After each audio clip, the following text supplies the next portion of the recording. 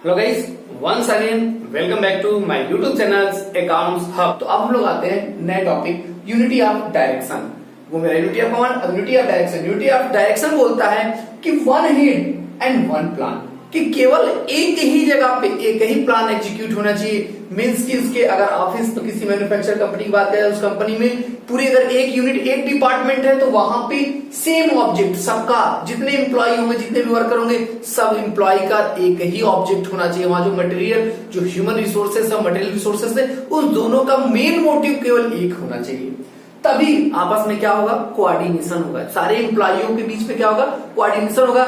इसका एफर्ट आएगा, उसका एफर्ट हमारे ऊपर समझ में आएगा, कुछ रिजल्ट निकल के आएगा, अन्यथा नहीं। जैसे समझ करो एक ही ऑर्गेनाइजेशन है, जैसे आप लोग बोलते हो होंडा कंपनी कार भी बनाती है, होंडा कंपनी बाइक भी बनाती है। मैन्युफैक्चर उसकी जो है दोनों प्रकार की यूनिट करती है, बाइक की भी और कार की भी। तो अब उस कंडीशन में वो क्या करें, तो बट दोनों के लिए दो अलग अलग डिपार्टमेंट होंगे, अलग अलग यूनिटी होगी। एक ही डिपार्टमेंट में अगर दोनों लोगों का ऑब्जेक्ट की इतना बाइक बनाना, इतना कार बनाना एक ही डिपार्टमेंट में किया जाए तो कैन नॉट बी परफॉर्म। तो मैनेजर को एक कार बनाने वाले का अलग मैनेजर होगा और बाइक बनाने वाले का मैनेजर अलग होगा। इसीलिए बताया गया यूनिटी ऑफ डायरेक्शन, कि वहां का मैनेजर केवल एक ही चीज को डायरेक्शन करेगा और सारे एम्प्लॉई उसी को काम को लेकर चलेंगे, तो उनमें आपस में क्या होगा, कोऑर्डिनेशन होगा। आप लोगों को मैंने बताया था फर्स्ट चैप्टर में कोऑर्डिनेशन होगा, तो मतलब पूरा फुल फोकस उनका उसी वर्क पे ही रहेगा। तो अब अगला मेरा पॉइंट आता है subordination of the individual interest to the general interest. अब यहाँ कहते हैं subordination of the individual interest. Interest का मतलब इंटरेस्ट ऑफ ऑर्गेनाइजेशन। अब हमको यह कहना, ऑर्गेनाइजेशन के interest of organisation should be take priority. हमको ऑर्गेनाइजेशन के इंटरेस्ट को देखना है, न कि किसी इंडिविजुअल एम्प्लॉय के इंटरेस्ट को।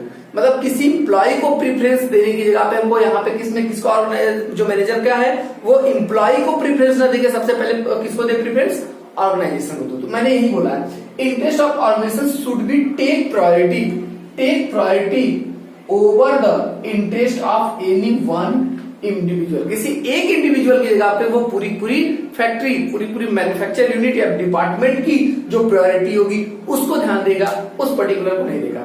मींस की ऑर्गेनाइजेशन का मेन मोटिव क्या होता है, प्रॉफिट अर्निंग। एम्प्लॉय का मेन मोटिव क्या होता है कि उनका क्या हो, कॉम्पिटिटिव सैलरी मिले। तो वो अब एम्प्लॉय के कॉम्पिटिटिव सैलरी कब मिलेगा, जब कंपनी के main motive object profit, motive maximum profit जब मिलेगा तभी तो उसको कॉम्पिटिटिव सैलरी दे सकता है। तो उसी को हमने यहाँ पे बात कहा गया। तब अब यहाँ पे मेरा क्या हो सकता है, नेक्स्ट रेमुनरेशन ऑफ एम्प्लॉय को जो रेमुनरेशन होगा, कि जो overall pay and compensation should be fair to both employee and organisation. कि एम्प्लॉय को जो भी ऑर्गेनाइजेशन के द्वारा देना है, जो उसका एम्प्लॉय एग्रीमेंट होगा, ट्रू एंड फेयर होना चाहिए। ट्रू एंड फेयर का मतलब कि एम्प्लॉय को भी मालूम होना चाहिए कि उसको एम्प्लॉयमेंट एग्रीमेंट जब वो कर रहा है कि कितना उसको सैलरी मिलेगा, तो उस प्रकार का वो काम, मतलब उनके बीच में जो वो एकदम फेयर वेजेज, मतलब कि एक्यूरेट उसको क्या होगा, सारी चीजों के बारे में यहाँ पे वो क्या होना चाहिए, उसको मालूम, एम्प्लॉय को भी और साथ साथ ऑर्गेनाइजेशन दोनों को।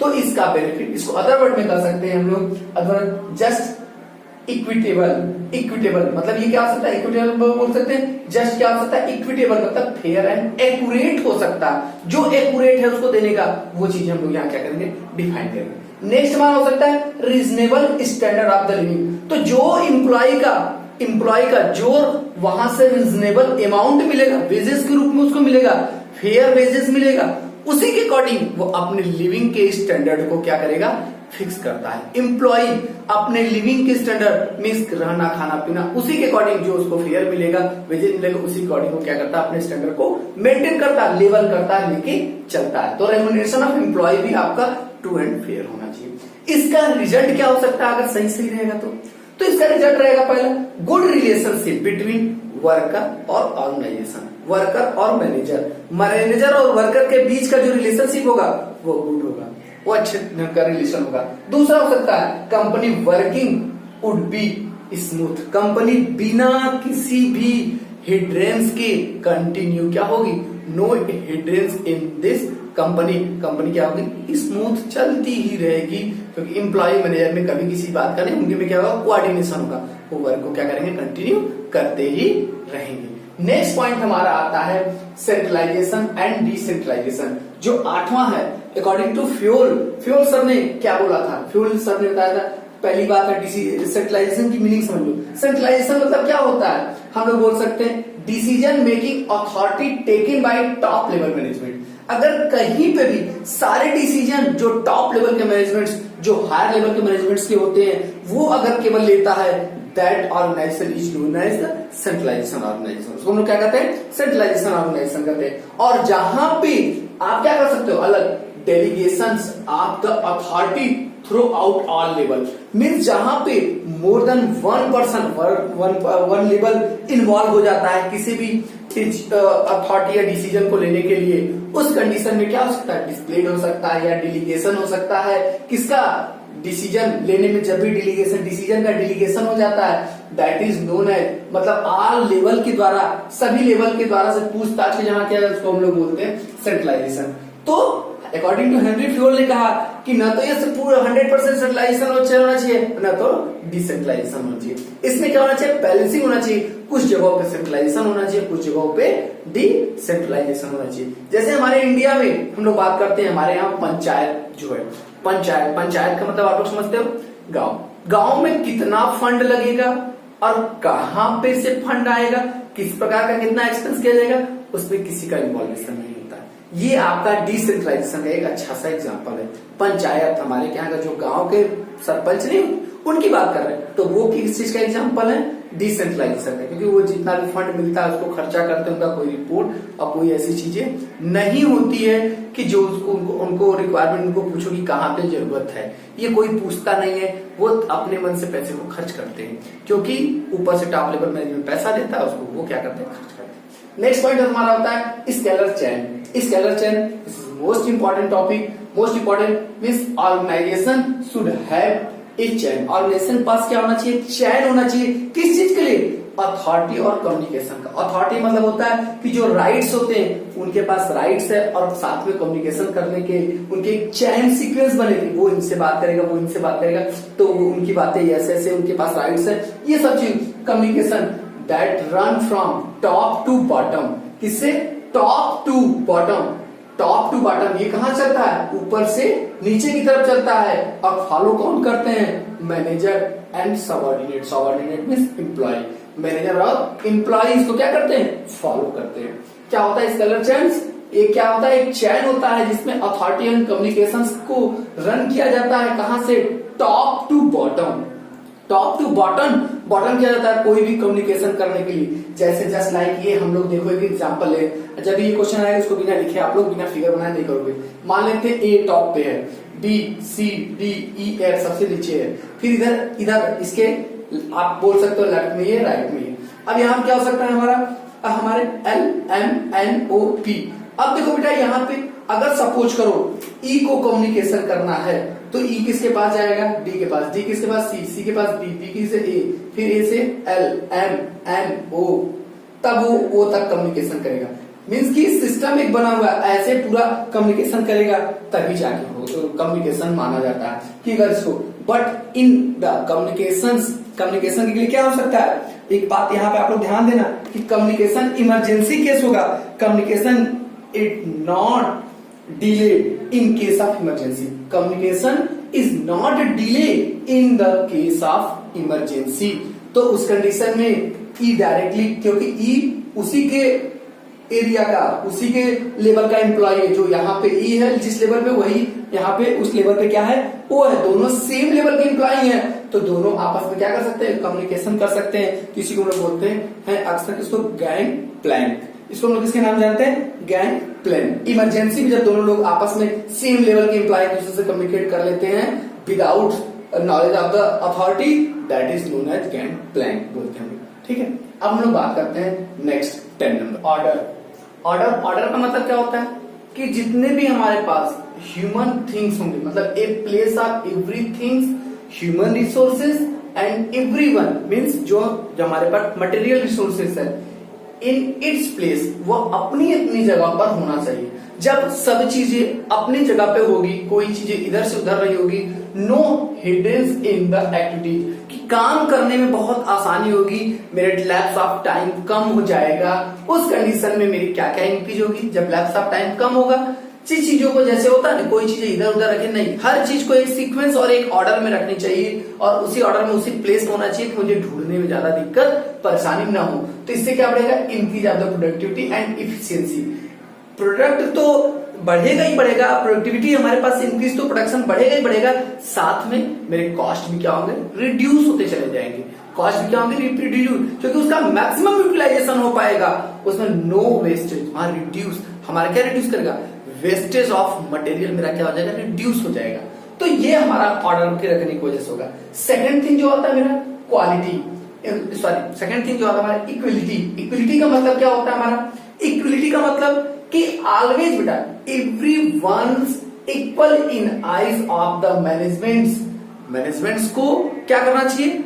हर पर्सन को इक्वल एक आंखों से देखना चाहिए। मीन्स मैंने बताया था आप लोगों की हर समय एक आंख से, ये नहीं कि लोगों में, दो लोगों में डिस्क्रिमिनेशन करे। No discrimination, caste, language, religions, इन सब बेसिस पे हम लोग क्या कर सकते हैं उसमें, या नेशनलिटी के बेस पे, या हम लोग उनमें क्या होगा? डिस्क्रिमिनेशन ना करें। Only eyes in one eyes, only look at the one eyes.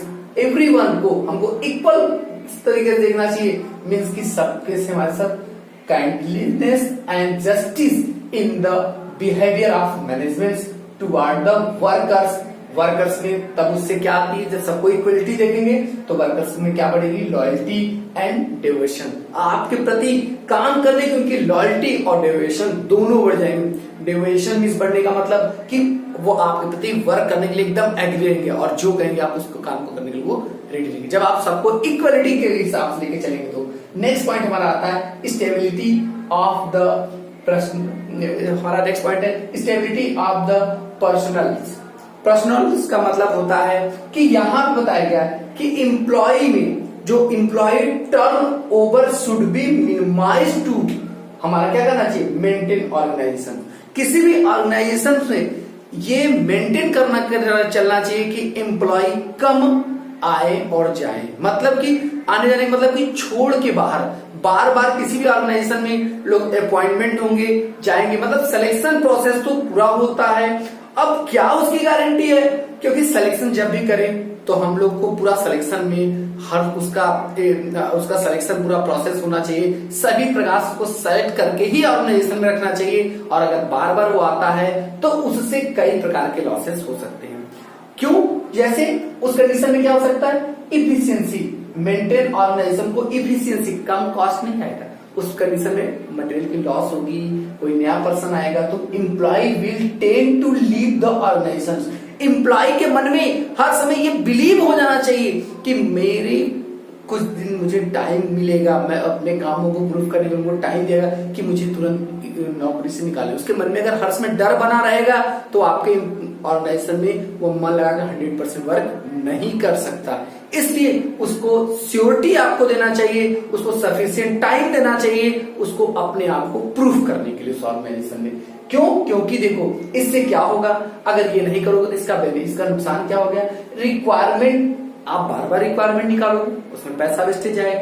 फिर सिलेक्शन करोगे, सिलेक्शन प्रोसेस होती है पूरा, उसका इंटरव्यू करो, एग्जाम करो, कंडक्ट करो, फिर उसको ट्रेनिंग दो, प्रैक्टिसेस दो, फिर ट्रेनिंग दोगे, उसमें पैसा खर्चा होगा।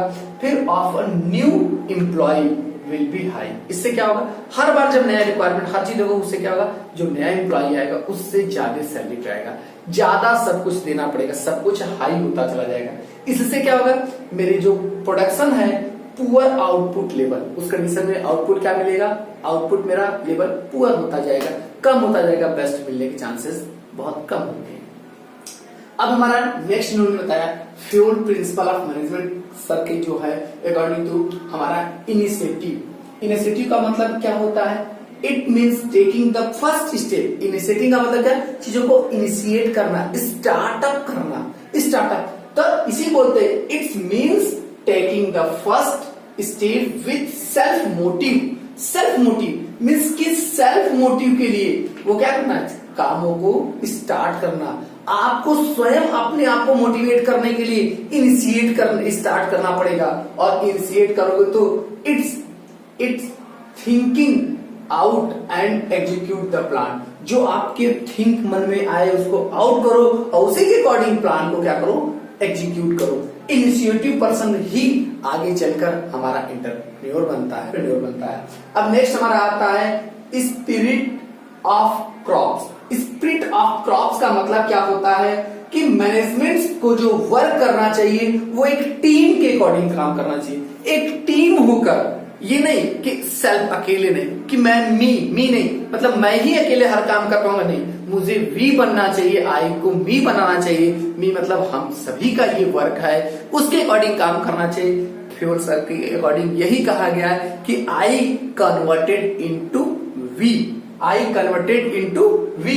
जैसे management should be promote a team spirit. इसमें क्या बोला, टीम स्पिरिट ऑफ यूनिट को पूरे टीम स्पिरिट में, या हार्मोनिक एमंग द एम्प्लॉय को क्या करना चाहिए, हार्मोनी मीन्स इकट्ठा, और मतलब एक टीम के तरीके से वर्क करना चाहिए। I always convert with we करना चाहिए। टीम वर्क का मतलब कि आई को according to Henry Fayol sir की बताया गया है कि आई को ऑलवेज कन्वर्टेड विद वी में कन्वर्ट करना चाहिए। मीन्स की एक टीम वर्क को ही प्रमोट करना चाहिए। पूरी एक यूनिटी की बात उन्होंने कहा है कि single person can not be performs any task को नहीं कर सकता, उसके लिए एक यूनिटी की चाहिए, क्योंकि बड़े लेवल पे मैनेज ऑर्गेनाइजेशन में काम करने के लिए लोगों को यूनिटी की जरूरत पड़ती है। तो आज हम लोगों ने हेनरी फ्योल की सर के पूरे 14 प्रिंसिपल के बारे में पढ़े। सो गाइस, अब हम लोग बस इतना ही करते हैं। आप नेक्स्ट वीडियो में और सब चीजों को देखिएगा। आप हमारे please subscribe to my channels and like to this video. So bye bye.